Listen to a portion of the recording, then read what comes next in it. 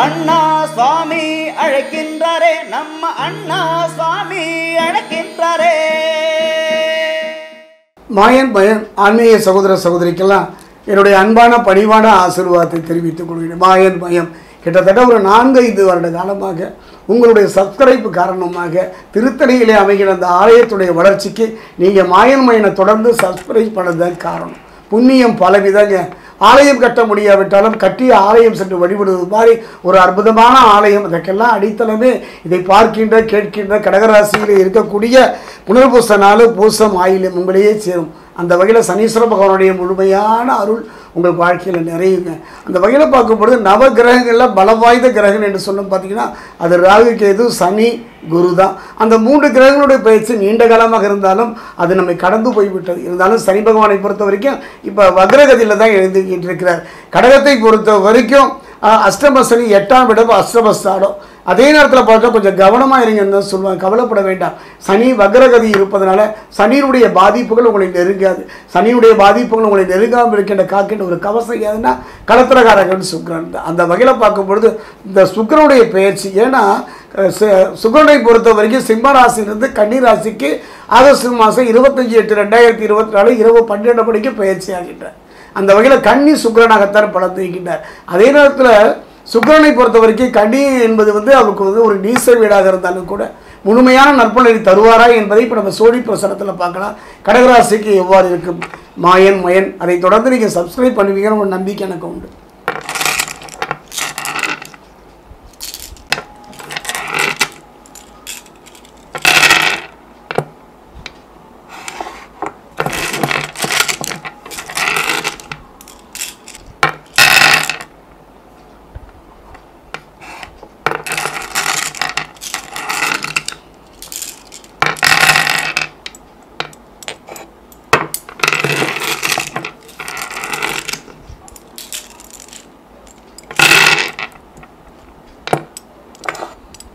ஒரு அருமையான சந்தர்ப்பங்க. ஒவ்வொரு மனிதனும் ஏதோ ஒரு காலகட்டத்தில் கலங்கி போகிட்டான். இப்போ பார்த்தீங்கன்னா திரௌபதியை பார்த்தீங்கன்னா அவள் அந்த நிலையில் நிற்கும் போது சுற்றிலும் தர்மத்தை உபதேசிக்கக்கூடிய குருமார்கள் இருந்தார்கள், பலம் வாய்ந்த கணவன்மார்கள் இருந்தார்கள். இருந்தாலும் கூட அவளுடைய அந்த நிலையிலிருந்து அவளை காப்பாற்ற முடியவில்லை. என்றோ செய்த ஒரு தர்மம் அவளை காத்து நின்றது. அதுதான் தெய்வ பலம். தெய்வ பலம் ஒன்றே இந்த காலகட்டத்தில் கடகராசிக்கு தேவை. காரணம், இந்த தெய்வ பலம் இல்லாத ஒரே காரணம்தான் படாத பாடுபட்டுட்டீங்க. சிந்திய கண்ணீருக்கு அளவு இல்லை. யாரை நம்புவது யாரை நம்பாமல் போவது என்றெல்லாம் கலைஞருக்கு காரணம் இதுதான். மதில் மேல் பூனையாக இருந்த ஒரு நிலைக்கும் இந்த காலகட்டம் தெய்வ பலம். நமக்கு நம்பிக்கை இருக்கோ இல்லைங்க, இந்த பூமியில் பிறந்துட்டோம், வாழ்ந்துதான் தீர வேண்டும். அப்போ ஏதோ கண்ணுக்கு தெரியாது. எத்தனையோ பேரை நீங்கள் நம்பிட்டீங்க, உறவை நம்பிட்டீங்க, நண்பர்களை நம்பிட்டீங்க. ஆனால் ஒரு ஏமாற்றத்தை தானே உங்கள் வாழ்க்கையில் சந்தித்தீங்க. இனி ஒரு நிம்மதியான ஒரு வாழ வேண்டும், இழந்ததை திரும்ப பெற வேண்டுமானால் ஒரு அருமையான சந்தர்ப்பம் தெய்வ பலம். அது எவ்வாறு என்பதை இப்போ பார்க்கலாம். என்னை பொறுத்த வரைக்கும் களத்திரகாரகன் சுக்கிரன் பலம் ஒரு மனிதனுடைய வாழ்க்கையில் பொண்ணோ பொருளோ பெண்ணோ எதுவுமே பலம் இல்லைங்க. அவனுடைய பலம் எதுன்னு பார்த்தீங்கன்னா தெய்வ பலம் தான். அந்த தெய்வ பலத்தை சொல்லுகின்ற ஒரு நல்ல வாய்ப்பு தான் கடகராசிக்கு. களத்திரகாரகன் சுக்கிரன் உங்களுக்கு ஆதரவாக இருக்கின்ற ஒரு அற்புதமான ஒரு சஞ்சார காலம் தான் இந்த காலகட்டம். குறுகிய காலம் தான் 25 நாட்கள். ஒரு நல்ல சந்தர்ப்பம், ஒரு நல்ல வாய்ப்பு கிடைத்தா அதை பிடித்து கொண்டு முன்னுக்கு வருகிறவரை எத்தனையோ பார்த்துருக்கேன். அரசியலில், ஆன்மீகத்தில், பொது வாழ்க்கையில் வெற்றி அடைந்தவர்களாம் பார்த்துருக்கேன். காலம் குறுகியது தானுங்க. கடந்த கால கசப்புக்கள் மறந்து எதிர்கால பயம் இல்லாமல் நிம்மதியாக நீங்கள் வாழணும்னா அதுக்கு ஒரு அருமையான சந்தர்ப்பம் தான் இந்த கடி சுக்கிரனுடைய பயிற்சி. அதே நேரத்தில் பார்த்தீங்கன்னா குடும்பத்தில் ஒரு சுப நிகழ்வுகள் நிகழும்.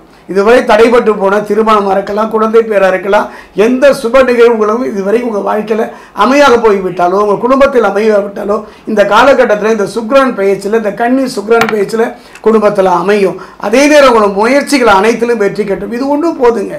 எத்தனை முயற்சிகள்ங்க தொழில் ரீதியாக வாழ்க்கையில் போராட்டம் தானே. முயற்சியில் முடிவு தோல்வி சந்தித்த உங்கள் வாழ்க்கையில் அந்த முயற்சி வெற்றியடைவதற்கான அருமையான சந்தர்ப்பத்தை களத்திரகாரகன் சுக்கிரன் கடகராசிக்கு அமைத்து தருவார்.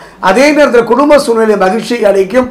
பழகும்போது கொஞ்சம் கவனமாக இருங்க. நல்லது கெட்டது யாவது பார்த்து பழங்க. அவசரப்பட்டு வார்த்தை விடுவதோ, அறிமுகம் இல்லாத மனிதருக்கு உதவி செய்வதோ இதெல்லாம் இந்த காலகட்டத்தில் குறைத்துக் கொள்வது நல்லது. தான் உண்டு தன் வேலை உண்டு இருப்பது இந்த காலகட்டத்தில் சிறப்பு. காரணம் என்னென்னா எத்தனையோ மாற்றங்களை சந்திக்கக்கூடிய வாய்ப்பு இதுதான். எத்தனையோ ஏமாற்றங்களை சந்தித்து விட்டீர்கள். ஏன்னா நண்பனும் பகைவன் தான் இந்த காலகட்டத்தில். அதனால் கொஞ்சம் எச்சரிக்கையாக இருங்க. அவசரப்பட்டு போய் உங்கள் அந்தரங்க விஷயங்களையும் சரி உணர்ச்சிகளையும் வெளிப்படுத்துவது வேண்டாங்க. கொஞ்சம் கவனம், தான் உண்டு தன் வேலையும் உண்டு.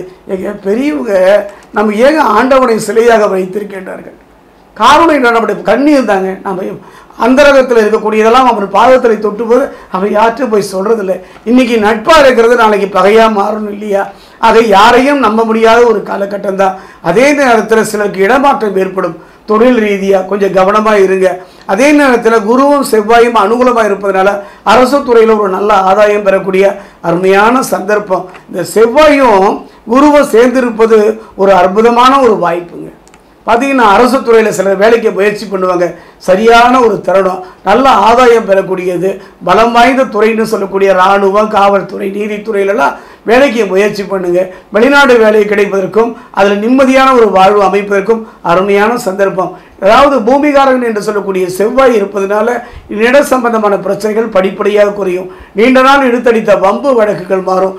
வாங்கிய கடனை அடைப்பதற்கான ஒரு நிம்மதியான ஒரு சூழ்நிலை இந்த காலகட்டத்தில் இந்த குருவும் செவ்வாயும் உங்களுக்கு அமைத்து தருவார்கள். குறிப்பாக சொல்ல போனால் சிலருக்கு வெளிநாடு சென்று வருகிற அருமையான சந்தர்ப்பம். நீதிமன்ற வழக்குகளில் சாதகமான ஒரு தீர்ப்பு வரும். சகோதர சகோதரிகள் மத்தியில் இருந்த கருத்து வேறுபாடு கொஞ்சம் குறையுங்க. அதே நேரத்தில் ஆரோக்கியத்தில் கொஞ்சம் கவனமாக இருக்கணும். இந்த 25 நாட்களில் ஆரோக்கியத்தில் உடலில் கவனமாக இருங்க. காரணம் என்ன? உங்கள் உடல்நிலை மட்டுமல்ல, பெற்றோர், மனைவி, பிள்ளைகள் உடல்நலத்தில் கவனமாக இருங்க. பிள்ளைகளுடைய கவனம் சிதறுவதாலையும் பிள்ளைகளால் சில கெட்ட பேர் வர்ற மாதிரி இருக்கிறதுனால, ஏன்னா நம்முடைய வேரே அவங்க தாங்க, நம்ம விழுதே அவங்க தாங்க, பிள்ளை தாங்க நம்முடைய வாழ்க்கை. அதாவது ஒரு ஆலமரம் அது அந்திம காலத்தில் துணை இருக்கிறது யார்? விழுதுகள் தானே. உங்கள் பிள்ளைகள் நலத்தில் கொஞ்சம் கூடுதல் கவனம் செலுத்துங்க.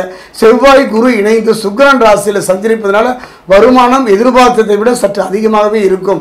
அதே நேரத்தில் பார்த்தீங்கன்னா குரு, சுக்கிரன், செவ்வாய் ஆகிய 3 சாதகமாக பலம் பெறுகிறது. நீண்ட காலத்துக்கு பிறகு, நீண்ட ஆண்டுகளுக்கு பிறகு பலம் வாய்ந்ததுங்க.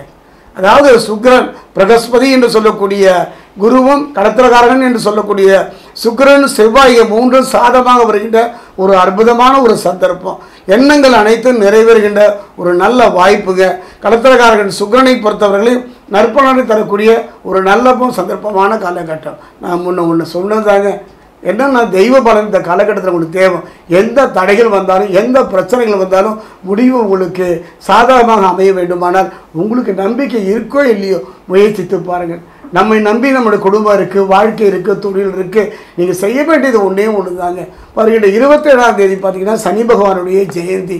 அன்றைக்கு திருத்தணி அருகே இருக்கக்கூடிய பாதசனீஸ்வரர் ஆலயத்தில் ஒரு அற்புதமான ஒரு சனி பகவானுக்கு ஒரு வழிபாடு அபிஷேகம். அன்றைக்கி நீங்கள் அந்த திருத்தணி சென்று அந்த திருத்தணி சனீஸ்வரர் பகவானை அங்கு கிடைக்கும் நல்லெண்ணெயை கொண்டு உச்சி முதல் பாதம் வரை அபிஷேகம் செய்வீர்களானால் அற்புதமான ஒரு மாற்றத்தை தருவார். அதே நேரத்தில் சத்துருக்கள் என்று சொல்லக்கூடிய சூழ்நிலை இருப்பதனால, நல்லது கெட்டது புரியப்படாத ஒரு சூழ்நிலை இருப்பதனால பூமிக்கு கீழே 20 அடி ஆழத்தில் இருக்கக்கூடிய பாதாள பைரவர் என்று சொல்லக்கூடிய அந்த சக்கர பைரவருக்கு எலுமிச்சம்பழ மாலை அணிவிப்பது கடகராசியை பொறுத்த வரைக்கும் சுக்கிரனுடைய முழுமையான பலனை பெற்றுத்தரக்கூடிய அருமையான சந்தர்ப்பம்.